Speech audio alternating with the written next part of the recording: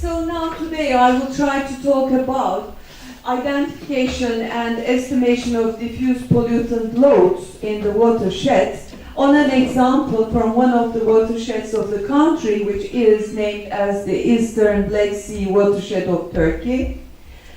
And now, before I start, I know you know better than me, all of you, but we actually categorize the polluting sources into 4 classes, The first 2 is very important rather than the other 2. We have on one hand the point sources and the non-point sources, which we name as diffuse sources. So in the point sources, in which we can give the examples of domestic wastewater discharges, industrial wastewater discharges, and the urban drainage systems discharge, what is common with these kind of discharges, their origin, from where they arise, is clearly known. So we say the point of origin is known, so it can be controlled. We can easily calculate the flow rate and take the water samples or the wastewater samples to get them analyzed. Then we have, on the other hand, the non-point sources, the diffuse sources, which we cannot control easily, because their point of origin is not identifiable and intermittent, and they arise and they flow on the soil in an intermittent and dispersed manner, so their control is almost impossible, as you know. Just a few examples before I proceed on. For example, the surface runoff from agricultural land and farming activities, the stormwater drainage, the runoff from recreational areas and leachate arising from the unsanitary solid landfills, the production areas of aquatic products, and so on. So these lists can be extended. The point here is that for the mobility of diffuse pollutants, we need precipitation. The water is the agent through which they can be transferred from one area to another. So that is the second group, which is very important, which is actually the field that I work on. And the rest of the polluting sources is, third one being the mobile polluting sources, usually arising from the navigation activities and also some from the water sports. The last one, of course, as you might imagine, it is the natural polluting sources. All of them, again, even though they are natural, they are classified within the diffuse. These are the polluting sources that may arise according to the atmospheric deposition, and runoff from forestry, the meadow areas, and their leachate. If there is the landsliding possibility of an area, through landsliding, we might have some natural sources. Volcanoes, some countries, is very important, as you know. The overflow because of the flooding. And the last one, rising of groundwater or rising of the seawater level according to the tidal effects. Now it's just a photograph which I've taken from EPA, from United States. We have a river flowing, and the different kinds of, most of them are being the diffuse sources, ending in the creek or the river or the stream, and all the land-based sources of pollutants lead to the river, and we come across with water pollution there.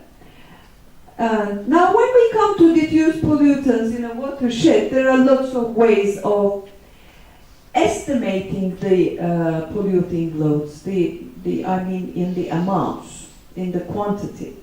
In the point sources, we can calculate exactly the quantity of the polluting sources. But when we come to the diffuse sources, it's so difficult to identify them and to calculate, it's impossible. What we can do is just estimation. If we have time and if we have money, we conduct the modeling studies. There are lots of models used all throughout the world for estimating the diffuse pollutants, the quantity of the estimate of the diffuse pollutants. But there are some practical ways through which we can estimate the quantity in a very practical manner. Of course, it will be a rough estimation, but it will just give us an idea about the orders of magnitude, not the exact values. But so, as you know, two parameters are important in the diffuse sources. We use usually the nutrients to characterize them, nitrogen and phosphorus. So the extent of the emissions is actually related to the uncontrollable, what I call as the external factors, which we cannot control as humans. One is climatic conditions. So we are not allowed to have any effect on the climatic conditions, you know. This is the first important external factor. That's why the subject becomes difficult. The second one, the geographical conditions of the area that we are related in. It's there. We can't do anything to the geographical structure and the geologic conditions. It may differ from place to place, and even year to year, everything may differ, the climatic conditions. That is to say, in short, what we cannot control is the soil properties, the climatic conditions, two important factors that would affect the intensity of diffuse pollutants. So the detailed studies on the determination of diffuse pollutants and to better understand their transportation mechanism, that is important. We apply fertilizer or the pesticides or whatever on the soil at a certain area, and then the excess, or what we call as the surplus, becomes mobile through the aid of the precipitation and according to the geological characteristics. So the excess or the surplus pesticides or fertilizers, in general the diffuse sources, then start to be mobile. And according to the geographical and the climatic conditions, they are transferred from one place to another. And some may end in a river or in the nearest water body. So the transportation mechanisms on soil till they reach the water media is of course conducted by the detailed watershed models. But just to have some practical estimation methods, which I will be talking about, if we don't have that much data, because usually in the developing countries we run with deficiency of data, as you know. So we can do in a shorter period of time, with the available data, with the limited time, we can do some sort of practical estimations. So here what we look for, we just consider only two parameters, the nitrogen and the phosphorus, and we look at the land use activities. What kind of land use activities do we have on a watershed? And according to the land use activities, we use some unit loads for both of these parameters, which are already taking place in literature, which is quite different from country to country. And of course, it really interests the scientists and the engineers and the practitioners. But who will cope with this problem? It is, of course, the authorities, the local authorities. It's not the scientists, but not the engineers, not the practitioners, the local and the governmental authorities, the administrative people. So the distribution and estimation of diffuse loads in a study area is usually based on the administrative boundaries, because the mayors, the governorships, and the local authorities will always understand from the administrative boundaries, I mean the political boundaries. But we, the scientists, are interested only on the hydrological boundaries, which are natural. So to better, I mean the decision makers, it is the problem of the decision makers actually. So therefore, if any of the control actions are recommended, any of the protective measures, They are all conducted on the administrative boundaries, provinces, cities, districts, or whatever. So always and always we talk about the administrative, the artificial boundaries. So in Turkey we have 25 river basins in the whole country, and we have almost finished the preliminary watershed protection action plans. Now, as we are on the way to join EU, we've started preparing the watershed management plans.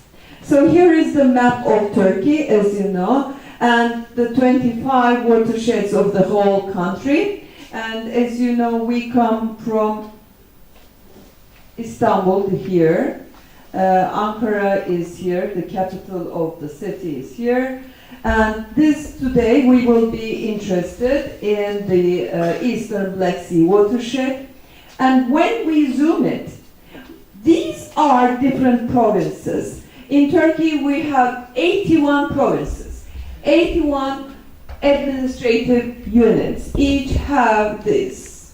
Out of these 81 provinces, 33 of the provinces are greater metropolitan municipalities, which means they're independently spending money. The rest are the smaller municipalities. So, you see, different provinces are sharing a watershed. But not the whole boundary of a city, of a province. Part of it.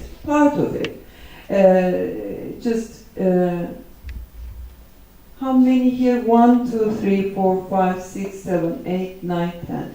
10 provinces in different percentages sharing a watershed. So can you imagine how we can manage it?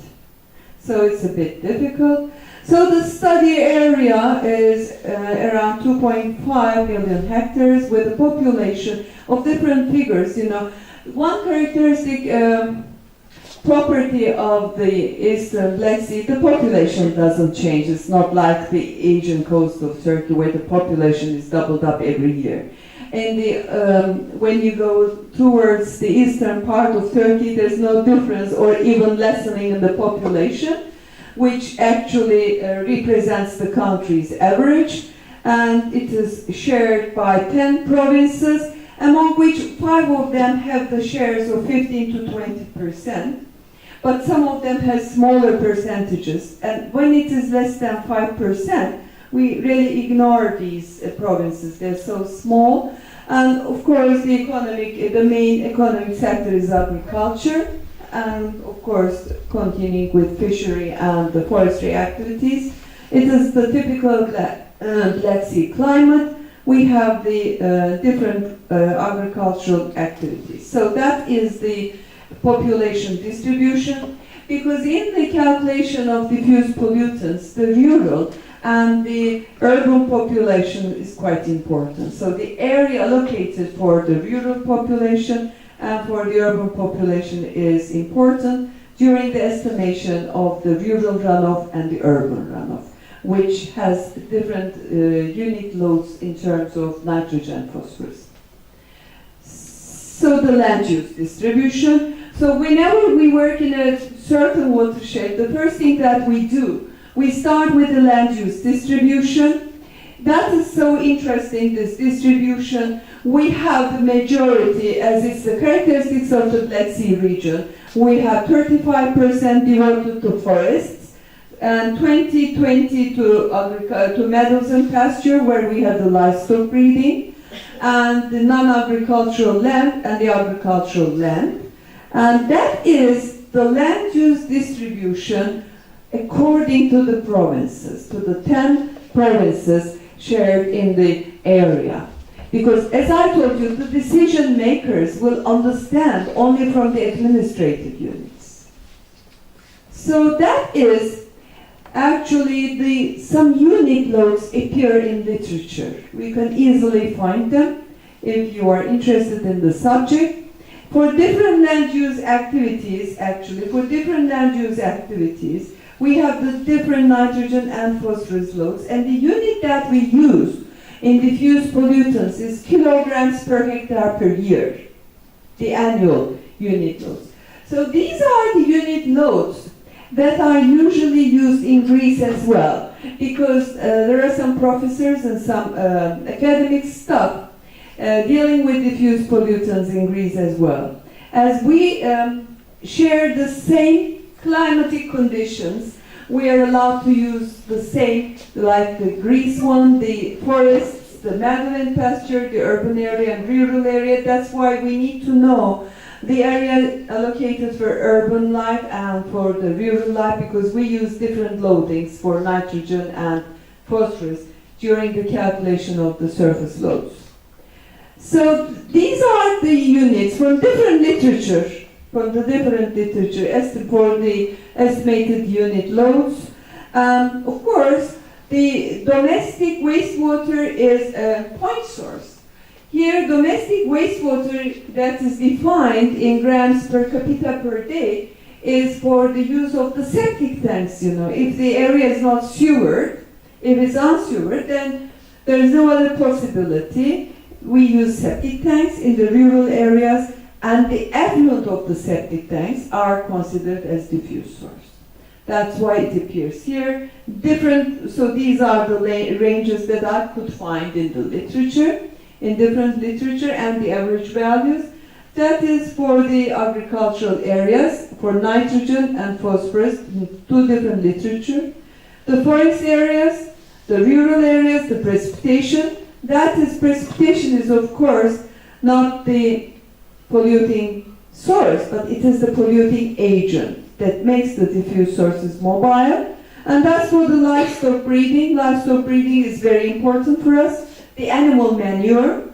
So we categorize the animals according to cows and cattle, the big animals, the livestock breeding for the sheep and goats, and for the poultry.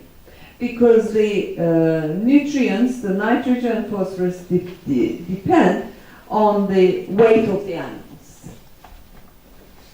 And so when we start with the agricultural areas, we can say that the first thing is that we use fertilizers and pesticides.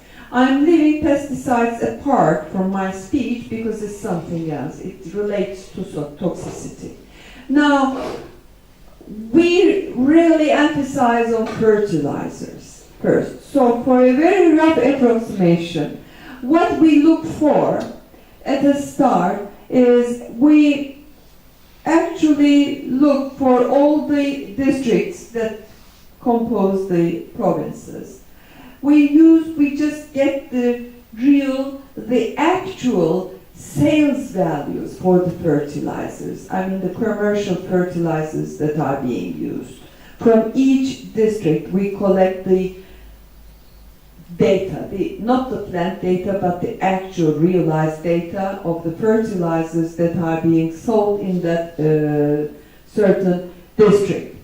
So then what we do, after we look for the fertilizers, if you are familiar with any sort of fertilizers, we then calculate the active nitrogen and phosphorus that is present in the different kinds of fertilizers.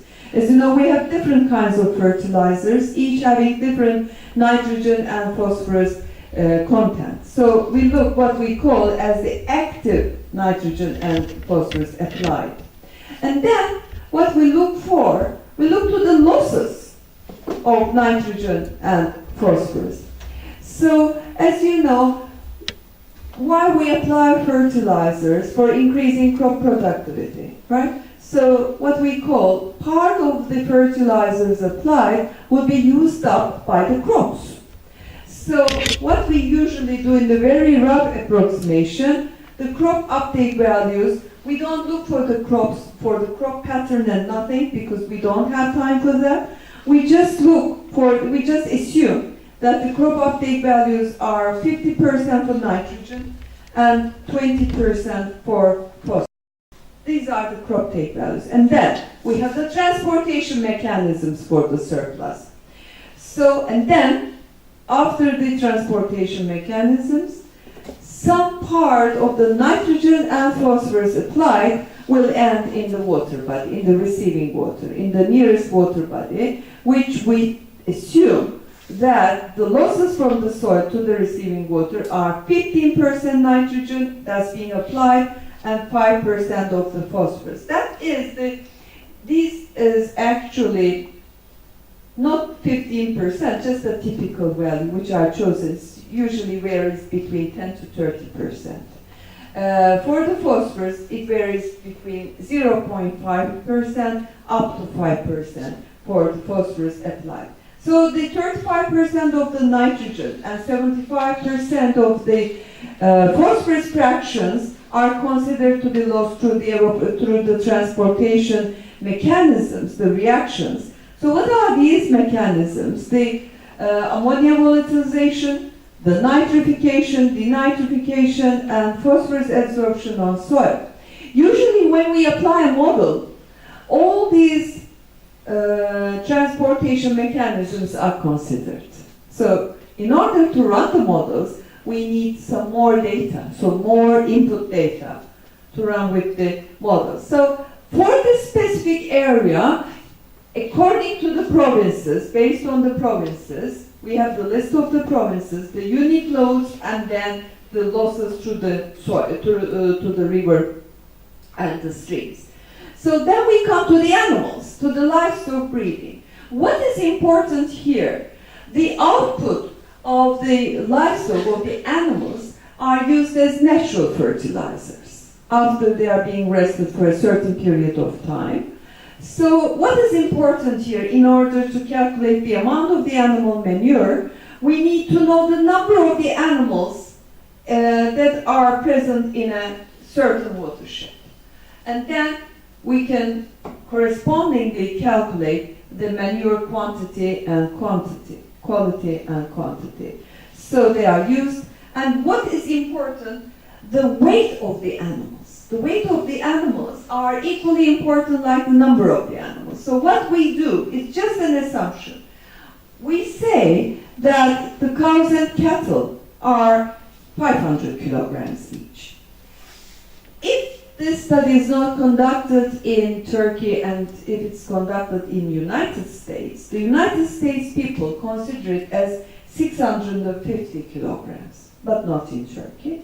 And each sheep is on the average 45 kilograms, poultry 2 kilograms, and then we continue to calculate the amount of manure that we come up with. And the same losses, 15% of nitrogen, 5% of phosphorus, like the fertilizers, we assume that they end in the nearest water body. So that's the values. Now, here in this slide, you can see just two different literatures. This is Andreadakis from Greece. He also works in this field. And another is statistical values, total nitrogen, total phosphorus per kilograms per tons of animals' weight. That's why weight is important, per day. And these are the unit weights, unit kilograms per weight of the animal regarding the nitrogen, and these are for the phosphorus for different category of the animals. Sorry. Okay. So this is the calculation to show out the nitrogen loss and the phosphorus losses per year, of course, on the annual basis. And then we come to the dump site leachate. In Turkey, of course, it's good to pass to the sanitary landfills, but unfortunately, we still have the unsanitary ones, the leachate, the solid waste dump sites.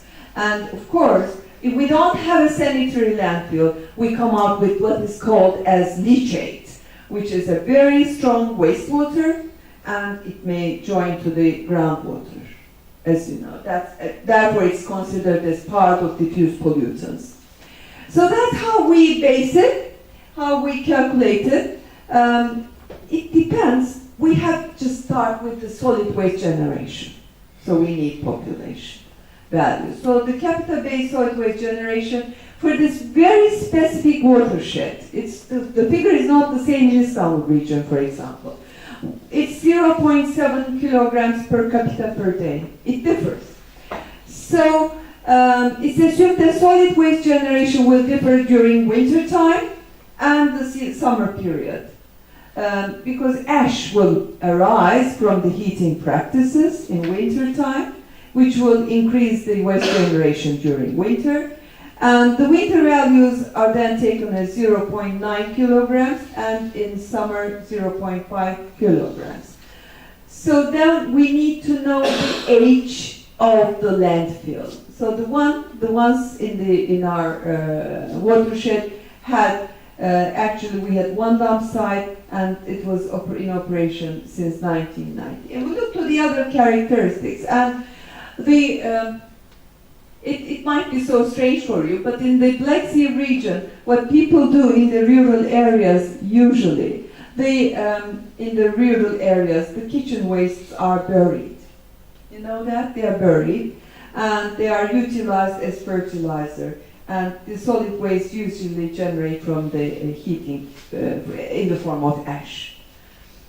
So that is important. We then calculate the net values for the leachate. So for each of the districts, for each of the provinces, we look for the cumulative amount of solid wastes in terms of tons and meter cube, and leachate meter cube per day, the leachate that may arise, and the polluting total nitrogen and total phosphorus coming from the leachate. And then we also calculate the unit dose for that. And then we come to the septic tanks. So there are a variety of diffuse pollutants.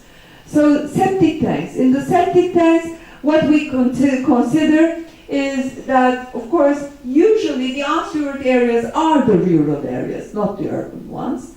So per capita demand of water, we take it as 50 liters. And to reach the quantity of the water used, we just consider that 80% of the water consumed becomes wastewater.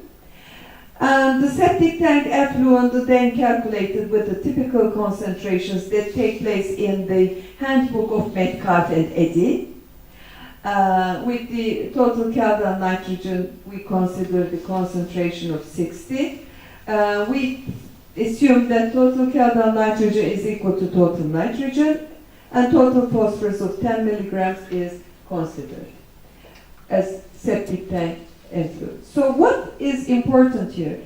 We try to estimate, of course we are doing all estimations for the coming from the rural population for today's values, and then we make some planning for the year 2024 and 2039 to see what will happen in future. So then atmospheric deposition, and this atmospheric deposition is a different subject. And in this study, actually, we ran an air pollution model, which is Cornair. Maybe some of you may be acquainted. I didn't run this model because we have the air quality group in our university, in our department, who really runs this model. Something else, but it's atmospheric deposition. So by using some unit values that they produced for another nearby watershed, we use it. They say that the unit value of that area is 10.3 kilograms of nitrogen per hectare per year for this reason, and then the average precipitation is found to calculate how much nitrogen load we can have through atmospheric deposition. We don't have any phosphorus through the atmospheric deposition, it's only the nitrogen. So we calculated according to the different provinces, and here are the results. And then, in order for the decision makers to better understand what's going on, we try to visualize what we come out with. Because the decision makers and the authorities usually understand from the illustrations better. So this is the watershed with the different provinces and the strength or how the total nitrogen and the total phosphorus loads differ. The total diffuse without the point sources. And here we see that the darker colors really indicate that we have come out with more pollution, more diffuse pollutants. Some of them are in lighter color. So by looking to such figures, the mayors or the decision makers will understand which province is having more diffuse pollutants than the others comparatively.